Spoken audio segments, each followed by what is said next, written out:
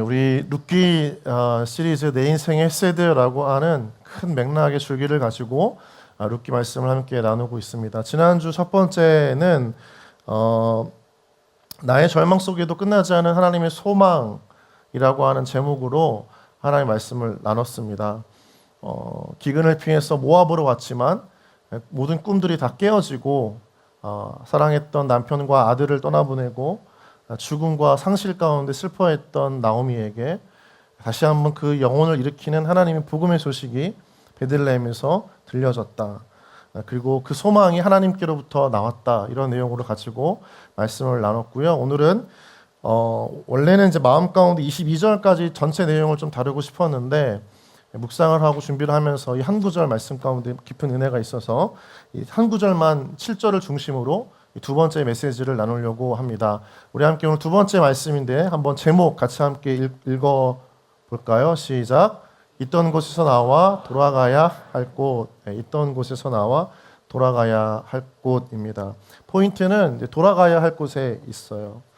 여러분 헬렌 켈러가 이런 말을 했습니다. 행복의 한쪽 문이 닫히면 다른 문이 열린다. 그러나 우린 닫혀진 문, 그 문을 오랫동안 보기 때문에 우리를 위해 열려져 있는 문을 보지 못한다라는 거죠. 닫혀진 문만 보고 있다가 또 다른 문이 열리는 것을 보지 못하는 우리의 영적 어두움을 이야기하고 있습니다.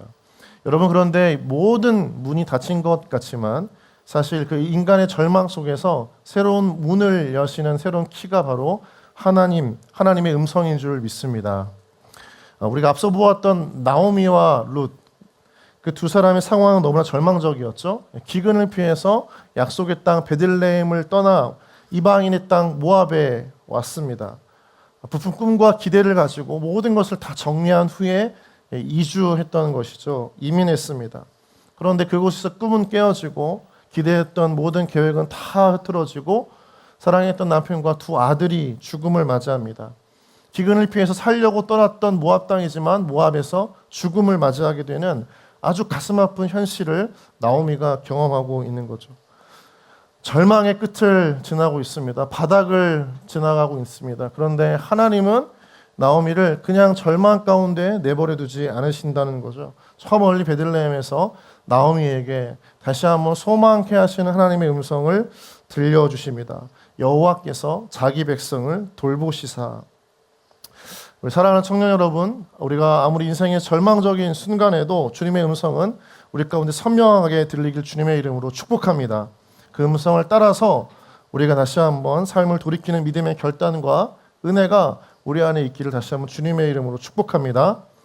우리에게 가장 중요한 것은 하나님의 음성입니다. 기근의 상황이고 다 죽고 아무것도 없는 절망적인 환경이지만 중요한 건 그 환경 속에서도 나를 향한 하나님의 음성, 어떤 음성인가, 그것에 귀 기울일 때 우리는 다시 한번 일어설 수 있는 힘을 얻게 되는 것입니다. 여러분 그런데 우리가 착각하는 것이 있어요. 내 마음의 소리에 귀를 기울이면서도 그 마음에서 나오는 내 소리를 하나님의 음성이라고 착각할 때가 많습니다. 교회를 다니고 성경을 읽지만 정작 내 인생에서 가장 중요하고 소중한 순간에는 내 뜻과 결정을 선택하는 경우들이 참 많다는 거죠. 더 안 좋은 상황은 하나님이 그러한 나를 이해해 주실 거야 라고 이야기하면서 신앙적인 합리화를 우리 스스로 시도한다는 것입니다. 그럴수록 우리는 분명한 하나님의 음성을 듣고 내 삶의 중요한 선택과 결정의 기준으로 삼아야겠다는 믿음의 결단이 필요한 거죠. 그 하나님의 음성을 들을 때 쓰러진 삶의 자리에서 주저앉은 그 자리에서 다시 일어설 수 있고 우리가 가야 할 곳이 있다면 그곳을 향해 다시 돌아가는 것, 그것이 바로 하나님의 음성이 주는 은혜이자 힘인 것입니다. 오늘 나오미는 그가 다시 힘을 얻어서 돌아가기로 작정한 곳이 있습니다. 베들레헴이라는 거죠. 10년 전 자신이 살았던 곳입니다. 그런데 우리처럼 하나님의 음성을 듣고 다시 돌아가려고 하는 나오미 안에 그 순간 또 다른 갈등과 어려움의 마음이 찾아온다는 거죠. 무엇입니까? 돌아가려고 하다 보니까 지금 내 비참한 현실이 너무나 괴롭다는 겁니다. 이걸 가지고 돌아갈 수는 없다는 거예요. 실패한 인생, 넘어진 인생, 주저앉은 내 삶, 아무것도 없는 그 텅 비어져 버린 내 삶을 가지고 나를 아는 사람들, 나에게 익숙한 사람들, 그 공동체, 그 도시에, 그 마을에 사람들에게 다시 돌아갈 수 없다는 겁니다. 괴로워하기 시작합니다. 하나님의 음성을 들렸는데 돌아가야 한다는 건 알지만, 그러나 이 머리로는 알겠지만, 귀로는 들었지만 마음 가운데 갈등이 생기는 거예요. 내가 가야 할까? 사람들을 반겨줄까? 내가 다시 하나님께로 돌아갈 때 하나님은 아무런 조건 없이 나를 맞아주실까? 하나님의 음성보다 내 비참한 삶의 현실 가운데 괴로워하는 것들을 보게 됩니다. 우리 룻기 1장 20절 21절 말씀 같이 함께 읽겠습니다. 시작. 나오미가 그들에게 이르되 나를 나오미라 부르지 말고 나를 마라라 부르라 하는 전능자가 나를 심히 괴롭게 하셨음이니라. 21절입니다. 내가 풍족하게 나갔더니 여호와께서 내게 비어 돌아오게 하셨느니라. 여호와께서 나를 징벌하셨고 전능자가 나를 괴롭게 하셨거늘 너희가 어찌 나를 나오미라 부르느냐 하니라. 나오미는 복음의 소식을 듣고 하나님의 은혜의 부르심을 듣긴 했지만 여전히 생각과 마음과 감정, 자신의 인생을 평가하는 그 마음은 굉장히 어려운 마음이었어요. 그래서 여러분, 나오미의 이름이라고 하는, 나오미 그 이름의 뜻은 희락, 기쁨이라고 하는 뜻입니다. 그런데 오늘 나오미는 자신의 인생을 아주 다른 말로, 부정적인 단어로 새롭게 정의를 하고 있다는 거죠. 어떤 이름입니까? 마라라고 하는 겁니다. 마라라고 하는 것은 고통스럽다, 쓰다라고 하는 의미인 거죠. 10년의 모압 땅에서의 삶을 통해 상실의 아픔과 고통 중에서 이제는 자신의 인생을 정의하는 단어가 나오미, 기쁨, 행복, 내 안에 넘치는 환희가 아니라 괴로움과 쓰디쓴 인생이다, 스스로를 그렇게 평가하고 있다는 것입니다. 모든 것을 다 잃고 빈손으로 다시 베들레헴, 내가 익숙한 곳, 나를 아는 사람들이 있는 곳으로 돌아가려고 하니까 부끄러워서 고개를 들지 못하는 거죠. 나오미에게 있었던 어려운 마음 중에 하나가 뭐냐면 그 모든 상실, 아픔, 고통이 다 하나님 탓이라는 거예요. 그래서 말씀을 보면 전능자가 나를 심히 괴롭게 했다. 20절에도 21절에도 동일하게 나오고 있어요. 여호와께서 나를 징벌하셨다. 여러분, 그런데 기근을 피해서, 베들레헴의 기근을 피해서 모압 땅으로 가기로 선택한 것은 하나님의 이끄심이었습니까? 아니면 나오미의 결정이었습니까? 나오미의 결정이었다는 거예요. 우리가 신앙의 삶을 살지만 때때로 내가 원하지 않는 결과와 어려움을 당하게 될 때 그 환경의 연약함, 악함들을 하나님의 탓으로 돌릴 때가 참 많습니다. 우리의 실수고 우리의 잘못된 선택이었고 결정이었음에도 불구하고 너무나 잘 알고 있지만 우리 마음 가운데에는 이 어려운 고통과 아픔의 삶을 누군가의 탓으로 돌리고 싶어하는 마음이 있는 거예요. 그게 바로 하나님인 거죠. 전능자가 나를 괴롭게 했다는 겁니다. 하나님이 나를 이렇게 어렵게 만들었다는 거예요. 내 두 아들과 남편을 빼앗아 갔다는 것입니다. 모압 땅에서 겪었던 수많은 서름의 시간이 다 하나님 때문이라는 거죠. 여러분, 우리가 신앙 안에서 삶을 살아도 힘들 때가 있습니다. 그러나 그 시절 때문에 하나님을 원망하게 되는 때에 우리는 내가 원망할 수밖에 없는 내 안의 감정보다 더 중요한 것이 있다는 것을 깨달아야 돼요. 바로 하나님이 어떤 분이신가라고 하는 겁니다. 여러분, 하나님은 여러분을 괴롭게 하시는 분이십니까? 여러분 스스로에게 한번 질문해 보세요. 하나님은 정말 나를 괴롭게 하시는 분인가? 나를 괴롭히시는 분인가? 나를 힘들고 지치게 하시는 분인가? 하나님은 나오미의 삶이 괴로운 인생이었음을 떠올리게 하시기 위해서 그를 부르신 장면이 아닙니다. 돌아오라라고 하는 음성 앞에 나오미가 돌아가려고 할 때 정작 자신의 삶이 괴롭다라고 하는 것을 통해서 어려움 겪게 만드시려고 부르신 게 아닙니다.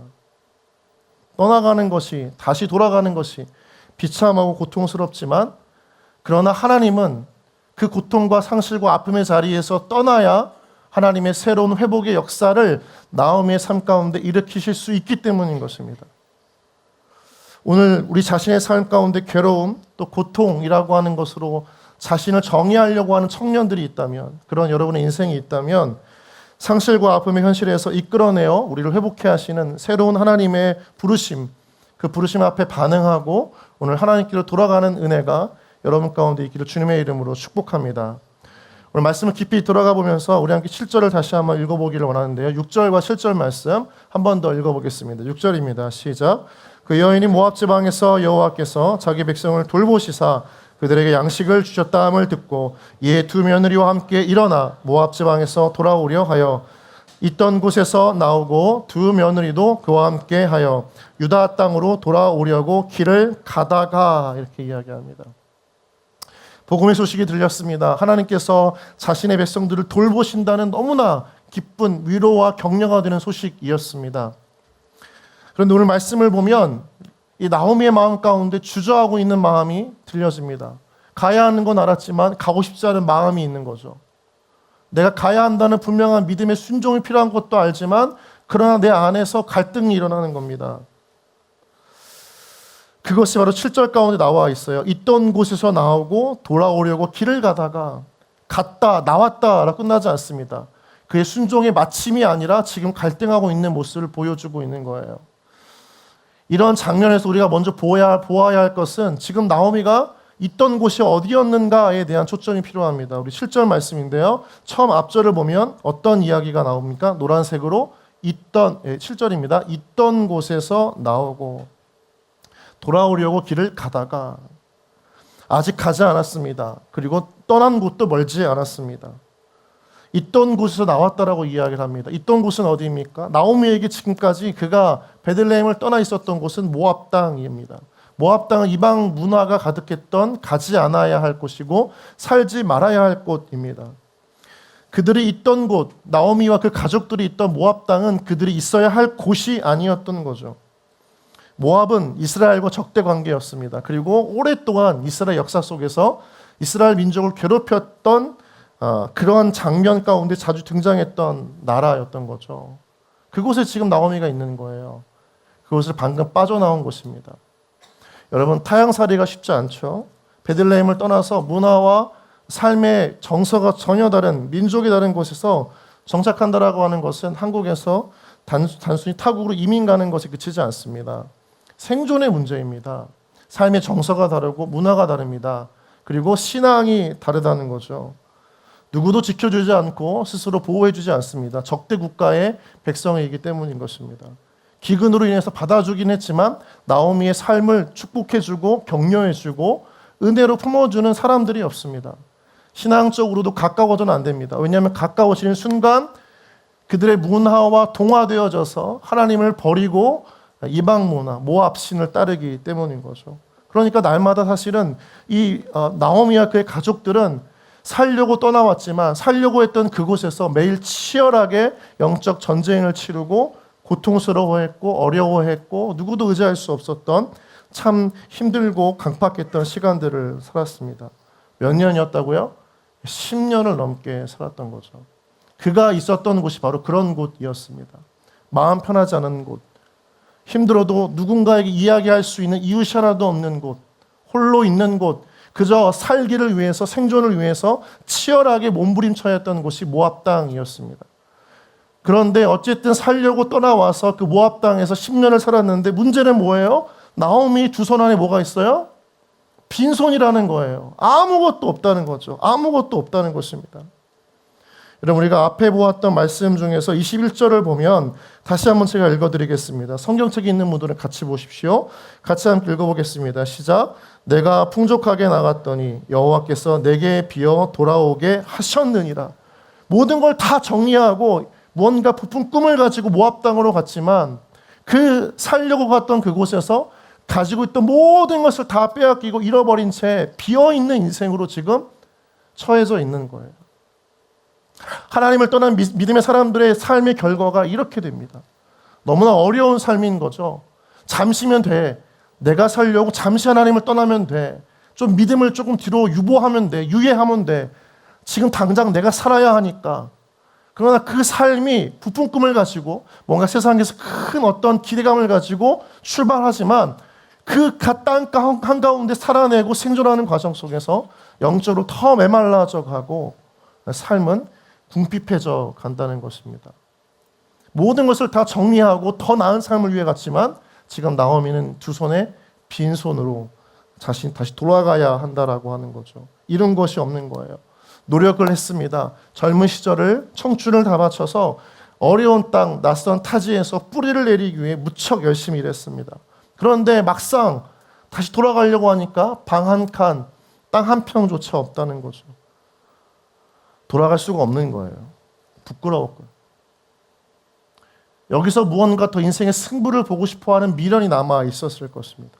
여러분, 그런데 여러분과 축복하기를, 여러분 하나님께서 우리를 부르실 때 다시 은혜의 자리로 하나님께로 돌이키라라고 하는 음성을 들려주실 때 우리가 세상 속에 있더라도 미련 없이 그 자리를 떠나서 하나님께 돌아가는 여러분 되어지기를 주님의 이름으로 축복합니다. 여러분, 우리가 하나님께로 돌아가라, 하나님이 돌아와라 하실 때 우리 안에 두 손에 아무것도 없을 때가 참 많아요. 절망의 한 끝자락에 있을 때가 참 많아요. 그리고 오히려 우리 두 손은, 삶은 아무것도 쥐어진 것도 없고 열매도 없고 가진 것도 없이 그냥 빈손으로 텅 비어져 버렸을 때 하나님이 그때 돌아와라 이렇게 이야기하실 때가 참 많다는 거예요. 그때 우리 하나님께 질문을 하잖아요. 하나님, 내게 남아있는 것이 하나도 없는데 어떻게 돌아갈 수 있어요? 내가 얻은 것이 하나도 없는데, 내가 열심을 가지고 무언가 노력하려고 몸부림쳤던 곳인데 다 잃어버렸는데 어떻게 다시 돌아갈 수가 있어요? 무언가 내 마음 안에 도전과 용기를 가지고 하나님을 떠났다면 다시 돌아갈 때 적어도 내 안에 하나님 앞에 부끄럽지 않을 무언가는 가지고 돌아가지 않겠습니까? 사람들이 바라봤을 때 조롱당하지 않을 정도의 무언가는 가지고 돌아가야지 않겠습니까? 그런데 신기한 건 항상 우리가 하나님께 돌아가는 때는 항상 다 비어있는 때라는 거예요. 삶의 정서도 메말라져 있고 감정도 강팍해져 있고 물질도 다 내 손에 떠난 상태. 삶의 밑바닥을 경험할 때 그때 우리의 그 두 손, 빈 손을 가지고 하나님은 주님께로 나아가기를 원하시고 우리를 부르신다는 것입니다. 여러분 잘 기억하십시오. 내가 무엇을 가지고 있는가가 하나님 앞에 중요하지 않습니다. 내가 그분 안에 누구인가가 중요한 것임을 믿습니다. 믿습니까? 여러분 한번 따라해 보실까요? 내가 무엇을 가지고 있는가가 중요하지 않습니다. 내가 주님 안에 누구인가가 중요합니다. 빈손이어도 가진 것이 없어도 실패하고 상실과 아픔을 겪어도 사람들 앞에 떳떳하지 못해도 우리가 가진 것 때문에 하나님이 우리를 부르시는 것이 아니라 돌아오라라고 한 하나님의 음성 앞에 우리가 그저 주님의 자녀이기 때문에 우리를 부르신다는 것입니다. 여러분 그것을 잘 알 수 있는 것이 탕자죠. 탕자의 아버지가 모든 재산을 다 낭비하고 빈손으로 돌아오는 탕자를 책망하지 않습니다. 거액이었을 거예요. 상상할 수 없는 유산이었을 겁니다. 그걸 가지고 도전과 용기를 가지고 먼 타국으로 가서 성공해 보겠다고 아버지 돈을 끌어당겨서 떠납니다. 빈손으로 돌아옵니다. 거짓 차림으로 이제 굉장히 거짓골로 돌아오게 되는 거죠. 아무것도 없습니다. 가진 게 없습니다. 오히려 마이너스 인생이 되어졌습니다. 대출이 수많은 돈으로 쌓여져 있습니다.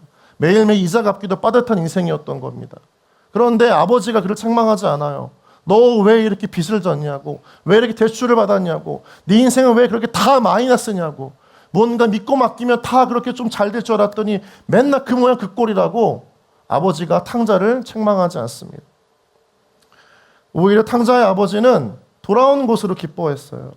빈손으로 돌아왔지만 여전히 그는 사랑하는 아들이었기 때문입니다. 여러분 우리와 하나님과의 관계가 바로 그런 아버지와 자녀와의 관계인 줄 믿습니다. 우리 누가복음 15장 20절 21절 말씀 함께 읽어볼까요? 시작. 이에 일어나서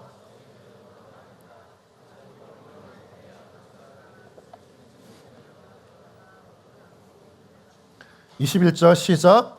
아들이 이르되 아버지 내가 하늘과 아버지께 죄를 지었사오니 아버지의 아들이라 일컬음을 감당하지 못하겠나이다 하나. 아버지의 마음이 느껴지는 장면입니다. 저 멀리서 텅 빈 채 아무것도 없는 거짓골로 돌아오는 그 아들을 보고 아버지의 마음 가운데 화가 나진 않았어요. 죽일 듯이 쫓아가지 않았습니다. 그 아들에게 저 멀리 서 있는 아들에게 달려가는데 어떤 마음이 들었어요? 20절을 보면 측은히 여겼다는 거예요. 얼마나 눈물을 삼켰을까요? 이 장면을 잘 그려내고 있는 한 화가가 있습니다. 몇 번 이야기했던 것 같은데 1668년에 렘브란트가 그린 돌아온 탕자의 그림이죠. 가끔 이제 이 그림을 저는 이제 자주 보게 되는데 이 그림을 볼 때마다 되게 뭉클해지는 그림입니다. 너무 멀리 있어가지고 우리가 세세하게 아버지의 표정 그리고 그 아들의 모습, 주위 사람들의 그 어떤 풍경들이 잘 눈에 들어오진 않지만 여러분 나중에 한번 그림을 여러분이 보시고 확대해서 보면 아버지의 눈이 어떻게 그려진지 아세요? 아버지의 눈. 그 탕자를 안고 있는 아버지의 눈은 사람들이 해석할 때 아들이 돌아오기를 기다리다가 하루도 쉬지 않고 눈물을 흘려서 그 눈물에 의해 짓눌려져 버렸다 이렇게 표현을 해요. 한쪽 눈을 감고 있고요. 또 시선이 초점이 명확하지가 않습니다. 자신을 떠난 아들을 매일매일 그리워하고 슬퍼했던 아버지, 그가 흘렸던 눈물. 하나님의 사랑을 표현하는 것이죠. 그리고 그 두 아들을 안고 있는 등을 이렇게 등에 어깨에 올려놓고 있는 두 손은요 보면요, 지금 오른손과 왼손이 따로 있어요. 오른손은 굉장히 부드럽게 처리되어져 있고요, 왼손은 굵직굵직한 힘줄이 잘 드러나 있는 남자의 손같이 표현이 되어져 있습니다. 부드러운 오른손은 따뜻한 어머니의 위로와 격려를 의미하는 거고, 아버지의 그 강인한 손은 그 연약해진 아들을 끌어안고 있는 부성의 마음을 렘브란트가 이 그림에 담아서 표현하고 있는 거죠. 그런데 그 아버지 품 안에 안겨져 있는 탕자를 보십시오. 누더기 속옷을 거치고 있어요. 겉옷이 없습니다. 이스라엘 문화 안에서는 겉옷은 굉장히 중요한 옷이에요. 자신의 신분을 상징하는 옷입니다. 그런데 그 겉옷이 없어요. 속옷만 있어요. 부끄러운 모습이죠. 내가 누구인지 잘 모르겠다는 상징적인 비유이기도 합니다. 거의 몸만 가리고 있어요. 신발은 어떻습니까? 탕자는 신발이 벗겨져 있어요. 왼발은 상처 투성이입니다. 오른발은 다 다른 신발을 신고 있는 거죠. 거친 발바닥이 그의 삶이 얼마나 고단했는지를 보여주고 있는 것입니다. 저는 이 그림을 보면서 또 이런 해석을 제 머릿속에 상상하면서 한 가지 또 다른 상상을 한번 해봤어요. 아버지의 품 안에서 탕자가 얼마나 울었을까?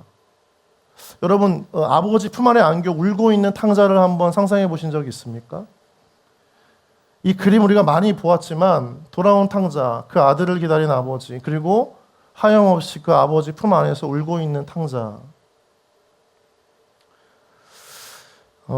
탕자는 어쩌면 인생의 그 쓰디쓴 인생의 아픔들을 경험하면서 사실은 여러분 그 머나먼 타국에서 누구에게도 기댈 사람이 없는 거잖아요.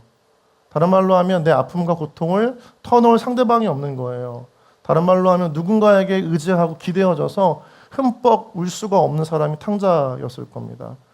그 렘브란트는 그래서 이 그림 속에서 그걸 표현하고 싶었던 것 같아요. 탕자가 아버지의 품 안에서 목 놓아 우는 모습, 그리고 그를 품고 안아주는 기다렸던 아버지의 마음. 소설 중에 내 눈물을 믿지 마라고 하는 소설이 있습니다. 이 등장인물 레이레가 한 여성의 등을 토닥거리며 한 말이 무엇인지 아세요? 너도 울 곳이 필요했구나. 너도 울 곳이 필요했구나.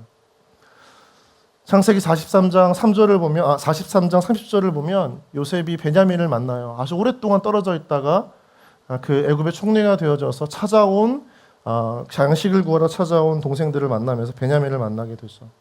마음이 복받쳐 너무나 어려웠을 때 요셉은 급히 울 곳을 찾아 안방을 헤집어 들어갑니다. 우리 인생 가운데에도 나오미의 마음이 그랬다라고 여겨지는 것 같아요. 아까 우리가 봤던 20절, 21절을 보면 괴로웠다라고 이야기하잖아요. 저는 그게 하나님에 대한 어떤 원망이나 탓으로 들리기도 했지만 한편으로는 그 이방인의 땅에서 힘들게 살았던, 은혜가 메마르고 목말랐던 나오미의 삶 가운데에서 누구에게도 기대어져서 울 수 없었던 그 어려운 상처와 감정의 마음이 느껴졌어요. 그래서 사실 여기 나와 있는 이 내 눈물을 믿지 마라고 한 소설에서 등장했던 그 대사, 너도 울 곳이 필요했구나라고 하는 것은 요셉만이 아니라 나오미 인생 가운데에도 또 하나님을 떠나 살다가 돌아가야 하지만 그 과정 속에서 주저하고 있고 괴로워하고 있고 또 어떻게 해야 할지를 모르고 있는 그저 어려운 마음만 차곡차곡 쌓여져 있었던 청년들을 향한 하나님의 마음이 아닌가라는 생각이 들었습니다. 여러분, 오늘날 많은 청년들이 웃을 곳을 찾아요. 웃고 싶어해요. 행복하고 싶은 거겠죠. 그렇지 않습니까? 그래서 즐거운 곳, 재미있는 곳을 찾아요. 그런 공동체, 그런 모임, 동호회 여러 가지 프로그램들을 찾아서 웃고 싶어 합니다. 행복하고 싶은 거겠죠. 저는 한편으로 여러분들을 보면서 그 생각을 참 많이 했습니다. 아, 울어야 되겠구나. 여러분 근래에 하나님 앞에서 울어본 적 있으세요? 근래에 여러분이 막 하나님 앞에 기도하면서 그냥 뭐 어떤 큰 상처든지 무엇 때문인지 삶의 어려움 때문이든지 하나님 앞에 은혜가 필요해서 또 너무 힘들어서 삶이 고단하고 괴로워서 원하는 대로 이루어지지 않아서 하나님 앞에 울었던 적이 있으세요? 그러면 여러분 반대로 질문해 보겠습니다. 근래에 웃었던 적은 있으세요? 다 싫어요? 대답을 안 해줘. 삶에서 울었던 적이 있으세요?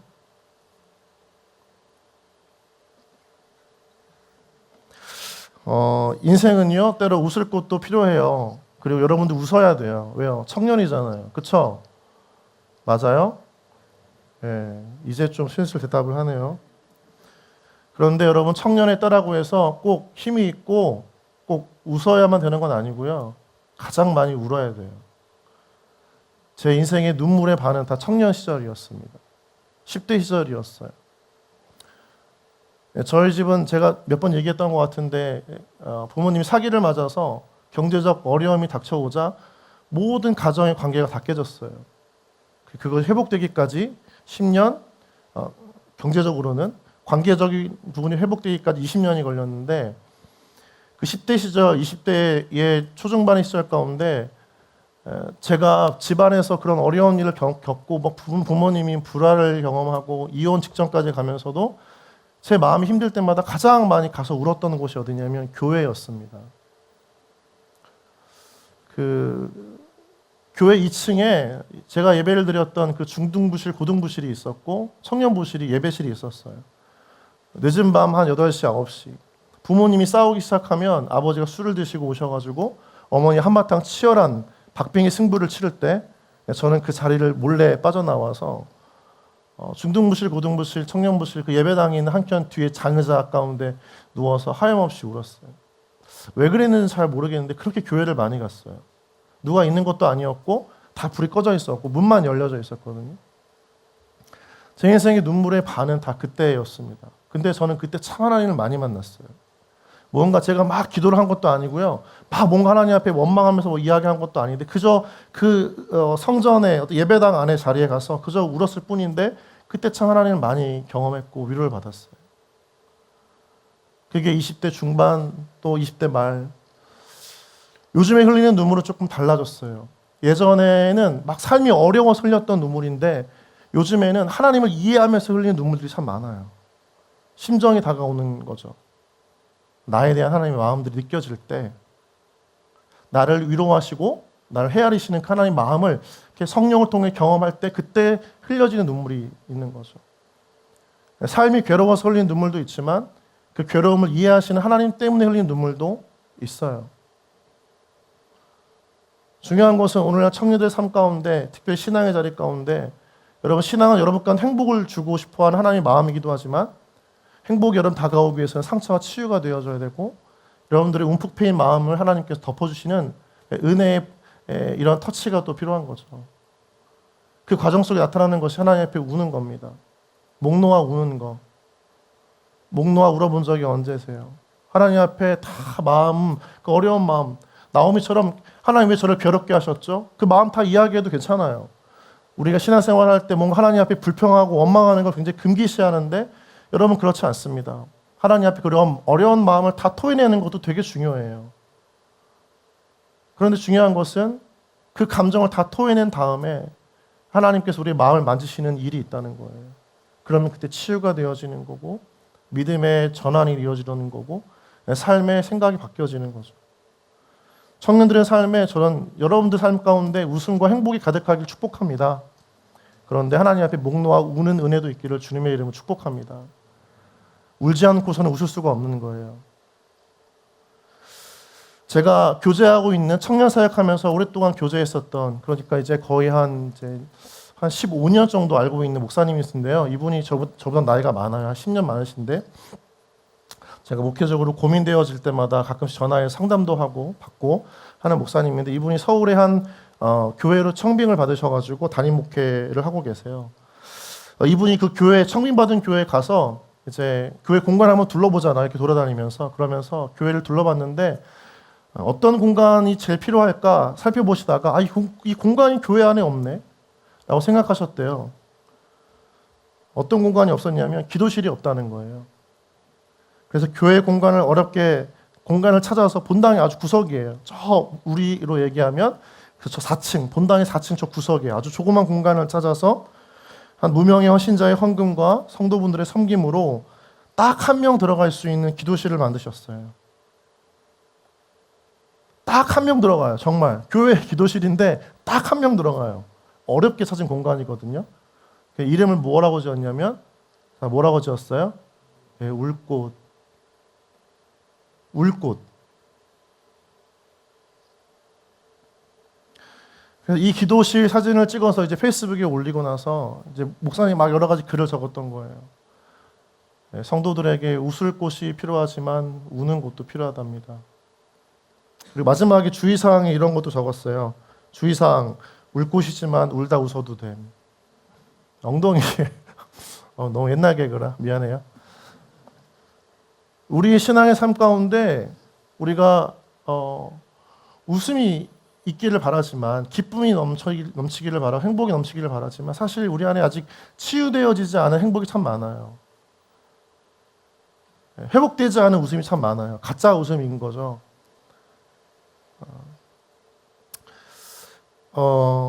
여러분 여러분이 막 예배를 드리다가 지금 이 자리에서 막 우는 게 부끄러운 게 아니거든요. 어떤 청년들은 자기 우는 걸 자꾸 참아요. 자기 자신이 무너질 것 같다는 거죠. 울기 시작하면 자기 자신이 붙잡았던 어떤 그 마음의 다짐이 무너질 것 같으니까 안 운대요. 참는데요. 계속 꾹꾹 눌러 담는데요. 여러분, 그건 사실 건강한 정서는 아닌 것 같아요. 사람 앞에 우는 게 아니라 하나님 앞에 우는 거라면 우리가 울어야 되지 않을까. 하나님의 자녀는 여러분, 하나님 품 안에서 우는 것임을 믿습니다.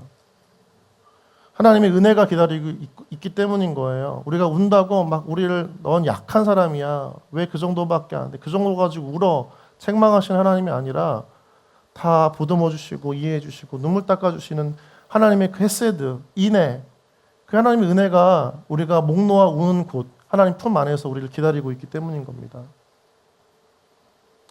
하나님의 품을 떠나고 은혜의 자리를 떠나고 교회를 떠나도 다시 돌아오면 모든 것을 용서하시는 것이, 품으시는 것이 하나님이십니다. 빈손으로 가야 돼요. 그 하나님 앞에는 들고 가면 안 돼요. 뭔가 마음에 꽉 채우고 내 두 손에 다 들고 마치 의기양양하게 하나님께 가는 게 아니에요. 하나님께 갈 때는 빈손으로 가는 거예요.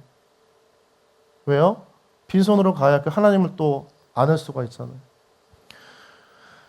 우리 룻기 다시 한번 1장 7절 말씀 같이 한번 읽어볼까요? 시작. 있던 곳에서 나오고 두 며느리도 그와 함께하여 유다 땅으로 돌아오려고 길을 가다가, 나오미는 지금 빈손이지만 그녀는 상실과 아픔, 고통의 기억이 가득한 모압 땅에서 나와 그가 가야 할 곳이 있다는 게 참 축복이었던 것 같아요. 믿습니까? 하나님의 품 아닌 거예요. 유다 땅은 그냥 땅이 아니고 하나님이 계시는 곳, 이스라엘 백성들에게는 하나님을 만나는 곳입니다.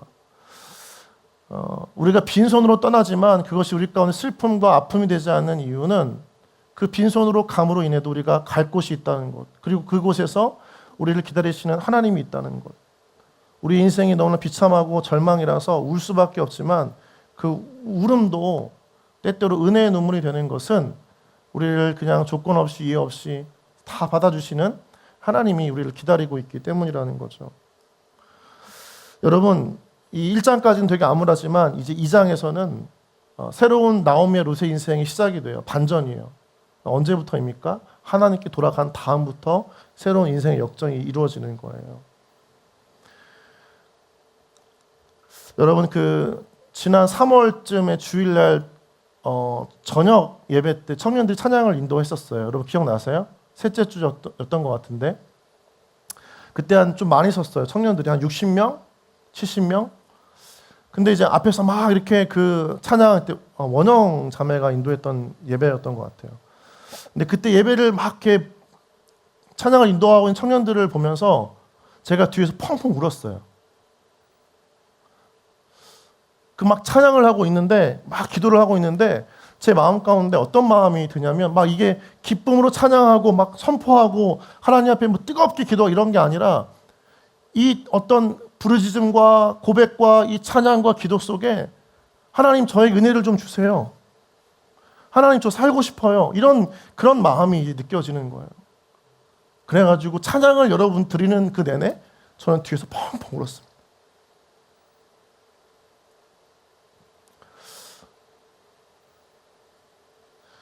여러분, 우리 삶에 전 특별히 무엇보다도 하나님께서 청년들을 너무나 사랑하신다고 믿습니다.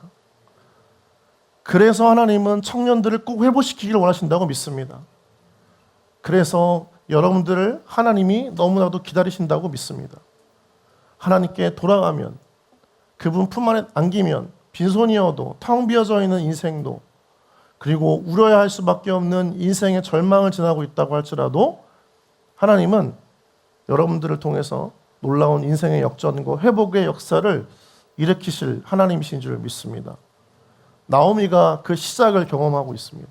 룻이 지금 그 목전을 앞에 두고 있습니다. 여러분도 하나님께서 여러분의 인생을 새롭게 변화시켜 나아가실 유일한 통로가 되어지기를 주님의 이름으로 축복합니다. 하나님 앞에 나아갈 때 빈손이어도 괜찮습니다. 빈손으로 돌아온 탕자가 아버지 품 안에 안겨 울었습니다. 우리도 주님 품 안에 안겨서 울 때 우리 안에 다시 한번 치유와 회복, 더 나아가서 메말랐던 은혜가 채워지고 하나님 주시는 놀라운 회복의 반전의 역사가 우리 삶 가운데 일하시게 되어질 줄 믿습니다. 우리 시편 30장 10절 11절 말씀 마지막으로 함께 읽고 찬양하겠습니다. 우리 함께 읽어볼까요? 시작. 여호와여 들으시고 내게 은혜를 베푸소서. 여호와여 나를 돕는 자가 되소서 하였나이다. 주께서 나의 슬픔이 변하여 내게 춤이 되게 하시며 나의 베옷을 벗기고 기쁨으로 띄우셨나이다. 아멘. 말씀을 마칩니다. 여러분, 이 말씀을 잘 기억하세요. 주께서 나의 슬픔을 변하여 내게 춤이 되게 하셨다. 여러분, 울어야 웃음이 옵니다. 하나님의 목 놓아 울어야 뛰는 기쁨도 임하는 것입니다. 여러분의 인생이 지금 나오미처럼 괴롭고 쓰다라고 정의하지 마세요. 왜요? 하나님이 다시 그 마라였던 인생을 나오미 희락과 기쁨의 인생으로 바꾸어 주실 수 있는 유일한 분이시기 때문입니다. 여러분, 인생의 고통을 지나고 있다면 그 속에서 하나님을 찬양하십시오. 회복시키실 하나님, 내 상처와 아픔을 만지실 하나님, 그리고 목 놓아 울지만 그 울음을 은혜의 눈물, 감사의 눈물로 바꾸실 하나님을 믿는다면 여러분 삶 가운데에서 하나님의 희망의 스토리는 끝나지 않을 줄 믿습니다.